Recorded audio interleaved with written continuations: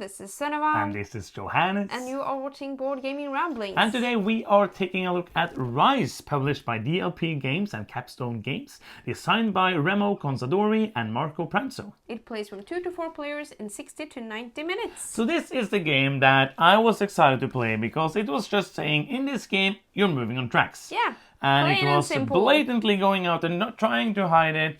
It basically, I think it says here, in Rise, you assume responsibility for the economic and social development of a city. There are not many limits to your possibilities. On various tracks, you can influence how best to provide for your citizens' well-being. Whether through culture, science, or political relations, all this can be achieved, but only in accordance with respect for the conservation of the environment and satisfaction of the population.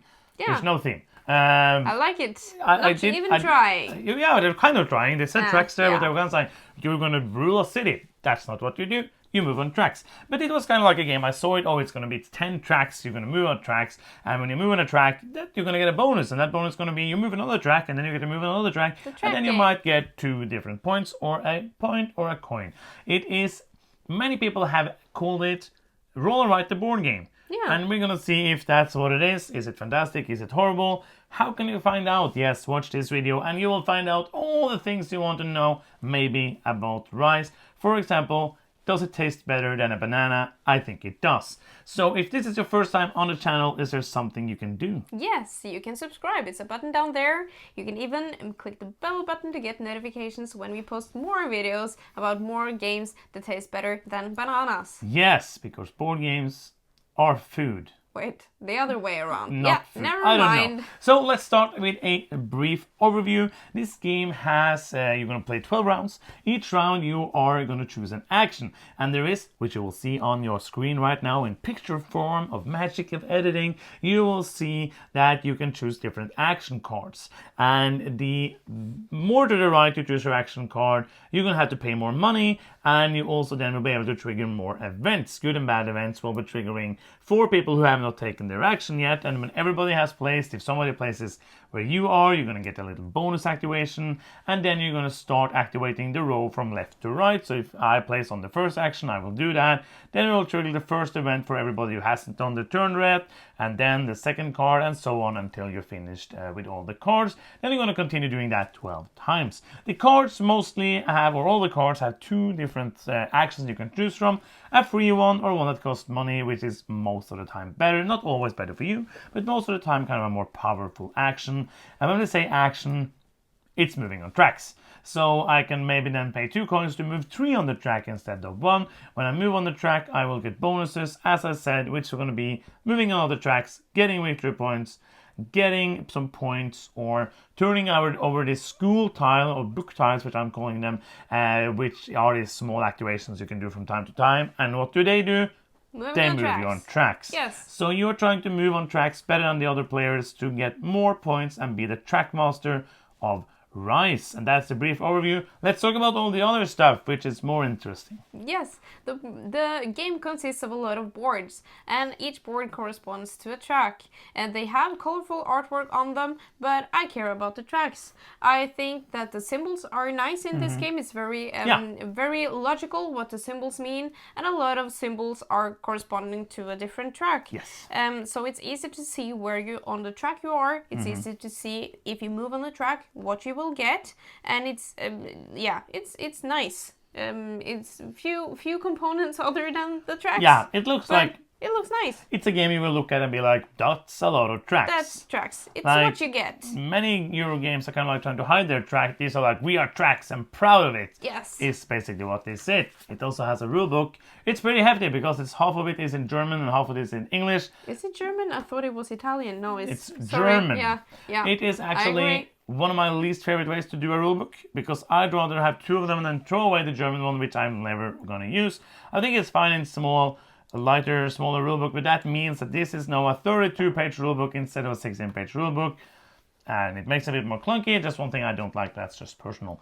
Other than that, the rulebook is very clear. All of the tracks has an A side or a B side.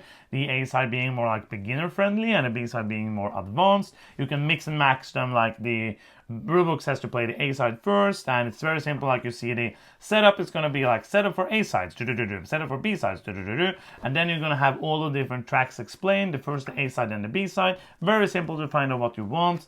And at the end, there's going to be an overview for all the event cards. There's going to be overview for different symbols, culture tracks that give you coin points.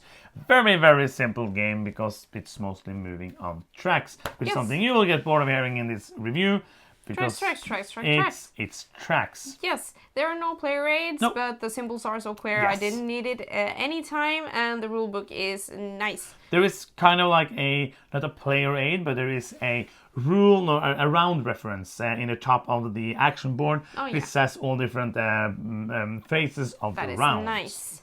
We have played this game with 2 and 4 players. It has taken us approximately 1 hour with 2 players and 1 hour 40 minutes with 4 players. Yeah, so you can probably get it down to like 90 minutes. The box says 60 to 90. Yeah, I think you can easily get it down to that. Yes. I think for me, the 2-player game was fine. I think the 4-player game was a bit long.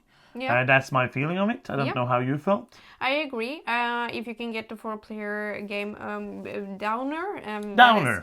Shorter. Debbie Downer. That is better. But I think that the interaction in this game isn't key to having fun. I thought it was more like a puzzle to optimize my thing. Yeah. I might maybe favorize a 2 or 3-player game towards the time. But it didn't really feel any different. No, a couple of things with the races on some of the B-side tracks and all of that, but not huge things that changed up the game too much with more people. Yeah. Let's talk about the game and less the people. The game advertised as being you move on tracks, and it's going to be weird criticizing a game that is about moving on tracks for moving on tracks. Yeah. But this game is all moving on tracks. Yes. And it would have been cool if those tracks gave you some cool powers, but the tracks gave you the power to move on other tracks. And then some of them are more interesting than the others, but most of them just makes you move on tracks. And sometimes it even moves you down on tracks. Yeah, that is kind of the most interesting part of the game, is to balance out these negative things. Yes, because if you there's 2 tracks that you will balance if you are. This is the theme in the game. Yes, if you are on the negative side of those, it means that you probably have gotten some advantage on another track, though. Yeah, basically it's thematically it's you are neglecting the nature and you are neglecting the people, basically. They're getting revolting people and those are going to take you down. And that will give you some negative effects throughout the game, but it also will net you negative points. So it's really important to have that balance in order. Yeah, and I felt like especially the B-sides, those negative basically bonus or rules that you got was really harsh. Yeah. Like absolutely. the first one when you go down, I'm pretty sure it's the revolt track. When you go, no, it's the wooden track, I think, where you get nature. The nature track, where you get the negative bonuses. Yes. And the first one being you can now only have 3 coins at the end of the round, which is normally 5 or 10 if you upgrade your little thing that you have money on. And then if you go even further down, you can only play the top side of a card. So I think that those are so harsh that you're going to do whatever it takes to not be there, at least not for a long time.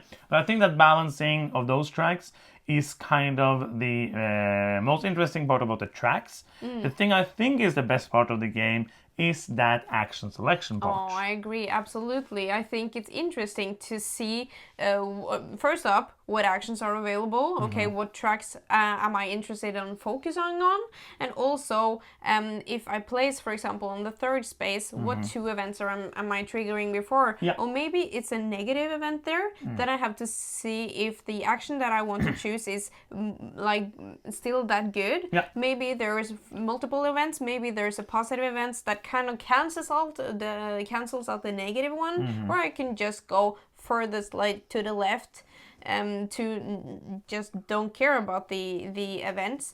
I think that some of the events are that good that you're willing to pay that extra coin to get a place back in the queue. And what does the event do? And they move you on tracks. Yes. Sometimes they can give you points or coins, but that is basically what they do. Yes. Do they really move you on tracks? That's so exciting. Yes. So Some parts of this game I think is fun. Sometimes you get to, especially in a 4-player game, I get to try and squeeze out somebody going first on the track to get some special bonuses and all of that. But other than that, like, I felt the times that we played it, that at the start was like, okay, maybe this is fun now. And then it takes like half an hour, it's like, no, it's not. It's moving on tracks. Yeah. And I feel like this game is, I would rather play Gunstrong Clever, which is basically the same game, almost. Like, you move on tracks and then you get combos, so you move on other tracks. Many roll and write games do this, and I feel like this game, and if you take away like the action selection mechanism, which is instead it's action selection and write, it could have been, you could have had your own little thing with these tracks and then just move on the tracks, because that's what you do. It makes sense for me to call this roll and write the board game. Do you agree? Yeah, and there's some tracks that you move like around and around on, and that is one. There's different tracks. That's yeah, correct. there's different tracks, and But the bonuses is go on tracks. Yeah, but like more of the track, a lot of. Some of the tracks that you move on. You can like jump on the to the back of the track and start again, and that would be clunky with a roll and write game. Oh yeah, I didn't mean that you should do it as a roll and write game. Oh yeah, but it feels like it feels like the exact same feeling of those games. Yes, I enjoy it. To say that the tracks are different, that some track you can focus on different tracks, and they will feel kind of different than the ones that you focus on. But you're probably gonna move on most of the tracks sometimes during the game.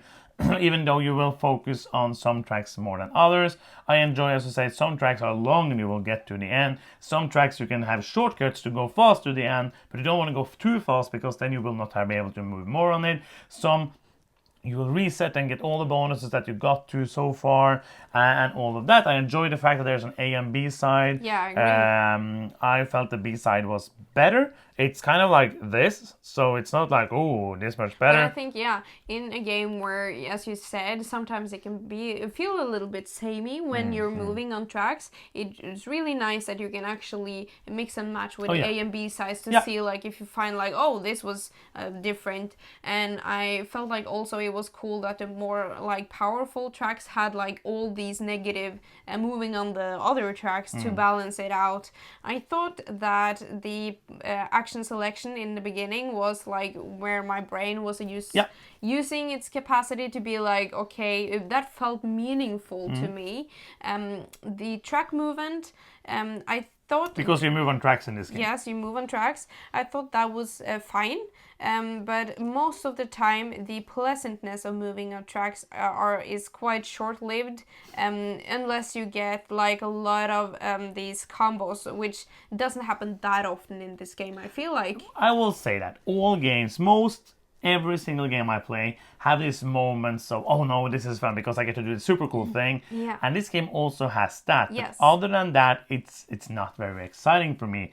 And I think I'm ready to go into Wait! And who is it for? Yes, I agree. So what do you think about the Wait? I think it's like a light to medium game. It can be somewhat brutal, money-wise, and also on the negative side of the scale. So maybe not a light game, but like on the lighter end of medium or medium or medium or lighter, yes. Science. This game is obviously for people who like to move on tracks. So if you like tracks, this should be a game for you. I love tracks. Yes. But these tracks felt not fun. I feel like one player we played with had a good time. He enjoyed it. I don't know what he would rate it after one play, but I felt like so who is it for? I think it might be for people who like to move on tracks. Yeah. Like if you love roll and write games and you would like to have that kind of feeling with a cool little action selection mechanism, especially for 2 players, I think that would be like a good fit for this. Yeah. If you want a 1 hour playtime of mixing and matching these and getting this little different every time and trying to balance these tracks, I think that would be fun. I think that is basically who this would be the most for. Yeah, as always. If you don't like tracks, don't get this game. Yeah, as always, listen to our words and see for yourself if this is something that you are excited for. Yeah. As for my final thoughts. Let's do final thoughts! I think it's You can begin, by the way. Yeah, thank you. I'm just like always beginning, so I'm just assuming Yeah, that. it was a joke. I thought this was an okay game. I think that I like it a little more than you. I thought it was pleasant, moving up on the tracks, and I thought it was a nice puzzle for my brain to see, like, oh, if I move there, then I can move there, and that gives me like the last piece to the puzzle to get these points that I need, and also the balance between the bad stuff and the good stuff. I think this is an average game for me and a little above, and that is because of the action selection, which I think is the most fun part of this game. So I'm going to rate it a 5.5. Yeah, I will also be landing on a 5.5. I think that like there is things I do enjoy in this game, but all in all it doesn't excite me, and all in all I feel like it's just moving on tracks. And I know that's what they tried to do, but it was done in a way that didn't excite me. And beside the action mechanism, which I did enjoy, that was the part that, as you said, made your brain work and made it actually an interesting thing with the events and all of that. That was fun, but the rest then of just moving on the tracks was not exciting and didn't excite me, which is the same thing. But it was sadly not more fun than a 5.5. And that is the end of this video. Yes. If you are still here and you have not subscribed, you can do so now. Bye. Clicking the subscribe button is fun and it's free, makes us happy, like this. If you want to do something that's not free, you can. Go to patreon.com/boardgamingramblings and support us there. Yeah. And that is the end of the video. Thank you so much for watching. I'm Johannes. I'm Sunniva. And you've been watching Board Gaming Ramblings, and bye-bye.